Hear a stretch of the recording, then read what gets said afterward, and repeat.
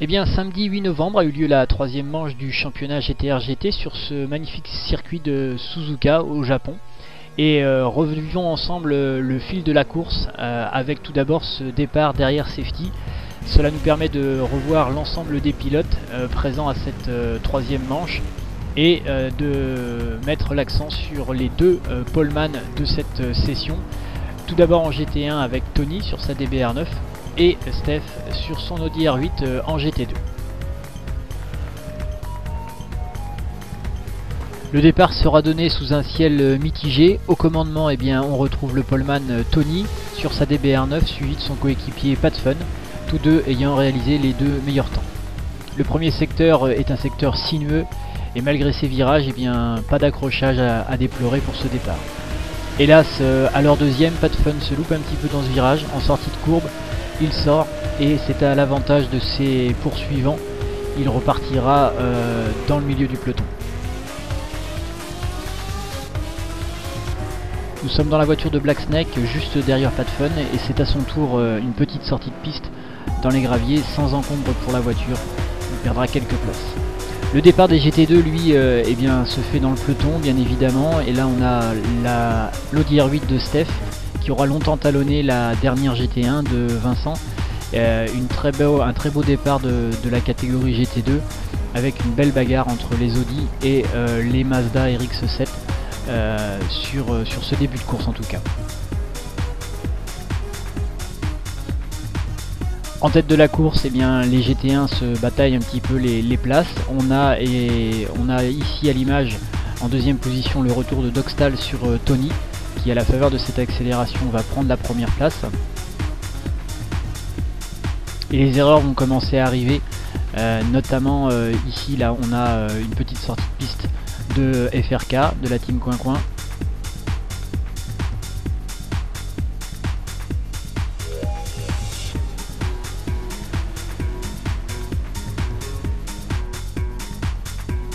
Et le premier gros choc de cette session au deuxième tour, à la fin de ce deuxième tour, un accrochage entre Bulls et Abdel. Et puis après c'est le petit train, tout le monde vient s'emboutir dans cet embouteillage. Pas mal de dégâts pour les voitures, pas mal de dégâts pour notamment la team Coin Coin avec FRK qui sera obligé de passer au stand, on le verra plus tard. Devant, eh bien, les GT2 continuent leur course, eux, toujours avec Steph devant, et puis JRKX, 6 Samu ici sur sa Porsche, Fishman et Fulcrum. Comme je le disais, eh bien, FRK sera obligé de passer une bonne partie au stand. Et les bagarres continuent, notamment sur les GT1 avec ici les petits contacts entre Bulls et Pat Fun. Des belles bagarres ici entre Jedi et Bulls également. À la faveur de l'erreur de Jedi, Bulls va passer.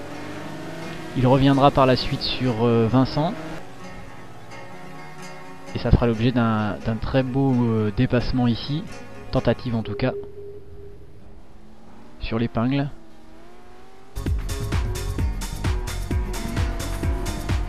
Hélas pour Bulls, malade en début de ce Grand Prix, il se loupera dans cette réaccélération et détruira sa Lamborghini.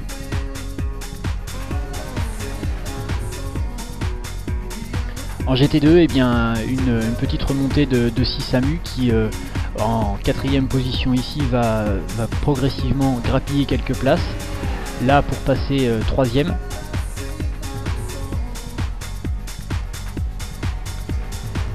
Et à la faveur d'une erreur de JRKX ici, eh bien, il prendra la deuxième place.